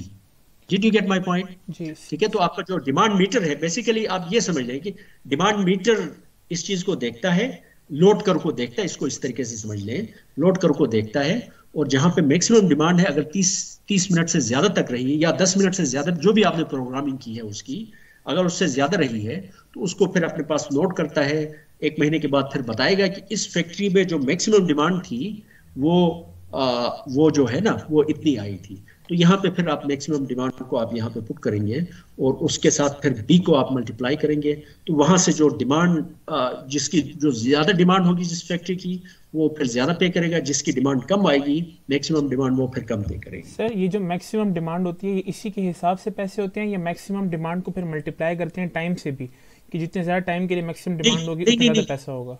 नहीं, उसमें आप ये करते हैं कि टाइम के साथ बिल्कुल नहीं करते हैं। उसमें सिर्फ आप ये देखते हैं कि मैंने आपको बताया ना कि अगर 30 मिनट है फॉर एग्जांपल, अगर वो मैक्सिमम डिमांड 30 मिनट तक रहती है तो उसको फिर आप रिकॉर्ड करते हैं। अगर 30 मिनट से कम टाइम के लिए रहती है, 10 मिनट के लिए रहती है, तो उसको फिर आप इग्नोर करते हैं। सर अब मिसाल के तौर पे 3-4 दिन के लिए मैक्सिमम डिमांड रहती है, तो क्या इसको सिर्फ हम 3-4 दिन तक अगर रहती है ना पूरे महीने में या पूरे हाँ, साल वो में, मैक्सिमम डिमांड, तो फिर वो उसको मैक्सिमम डिमांड। सर इसको टाइम से मल्टीप्लाई नहीं करेंगे बिकॉज ज़्यादा यूज़ हो रहा नहीं, है? देखिए, नहीं, उसकी एक वजह ये है ना कि आप मैक्सिमम डिमांड का मतलब ये है कि आपने उतनी कैपेसिटी जो है ना, जितनी इसकी मैक्सिमम डिमांड, अगर एक फैक्ट्री, जनरली तो ऐसा होना चाहिए ना कि जो आपकी मैक्सिमम डिमांड, यूटिलिटी की आपके साथ कमिटमेंट है, जो भी आपकी मैक्सिमम डिमांड होगी वो उसने क्या करना है, मीट करना है। ये उसकी कमिटमेंट है। आपकी मैक्सिमम डिमांड ज्यादा है तो उसका मतलब है कि वो उसने मीट करना है। उसके लिए उसने एक जनरेटर खरीद के रखना है आपकी डिमांड को मीट करने के लिए, उसने इन्वेस्टमेंट करनी है। बात समझ गए ना? सही सही सही। तो उसने इन्वेस्टमेंट करनी है। आपकी मैक्सिमम डिमांड आपकी 30 मिनट के लिए जाती है 100 पे, 100 किलोवाट पे आती है, बाकी सारे टाइम पे आप पे 1 किलोवाट पे आप रहते हैं। अगर फैक्ट्री ने आपको इलेक्ट्रिसिटी दी है तो इसका मतलब है 100 किलोवाट की जब भी आपके पास डिमांड है उसने मीट करना है। इसका मतलब ये हुआ कि उसने इन्वेस्टमेंट करके उतनी कैपेसिटी अपने पास खरीद के रखनी है आपको सप्लाई करने के लिए। सर फिर उसके लिए सेपरेट चार्ज क्यों कर रहा है, मतलब ये ओवरऑल उसमें क्यों नहीं करता जब वो मीट करना ही है उसने तो? नहीं तो यही होता है ना कि आपकी ज्यादा डिमांड आती तो आपसे ज्यादा लेगा वो। सही है। बात समझ गए ना? डिमांड ज्यादा का मतलब ये है कि उसने ये सारी चीजें आपको आपको उसने सप्लाई करना है। या इट इज पॉसिबल कि आप वो कोई जनरेटर रखेगा जिससे ऑयल जो है एक्सपेंसिव कोई जनरेटर उसको खरीद के रखना पड़ेगा, जिससे उसने आपकी उस मैक्सिमम डिमांड को क्या करना है, मीट करना है। बात समझ गए ना? जी सर। इसका मतलब ये है कि उसके पार्ट पे ज्यादा इन्वेस्टमेंट है। ये बेसिकली जिसकी मैक्सिमम डिमांड ज्यादा है वो ही और शी इज काजिंग मोर जो चार्जेस है, more money on the part of the in terms of investment on the part of the जो यूटिलिटी है। ठीक है, ये एवरेज आउट पूरा कंट्री लेवल पे देखते हैं ना हम। जब ये सारी चीजों को अगर सिर्फ एक कस्टमर को हम जेहन में रह के सोचना शुरू करें तो थोड़ी सी चीजें अजीब सी लगती हैं। बात समझ गए ना? जी सर। लेकिन hundreds of thousands of factories are there in the country, तो उन सब के लिहाज से फिर आप देखते हैं। और फिर ये generally this is the formula that is there, इसको 3 पार्ट टैरिफ कहते हैं। So this is enough for today I think. तो इंशाल्लाह next time tomorrow we will talk about solar, जो है सोलर पैनल्स है, सोलर एनर्जी कन्वर्शन सिस्टम्स की हम बात करेंगे। Yes sir. तो तब तक के लिए अस्सलाम वालेकुम सर। कल 2 बजे ना? इंशाल्लाह। सही है सर, ठीक है। अच्छा बेटा, अल्लाह हाफिज़। अल्लाह हाफ़िज़।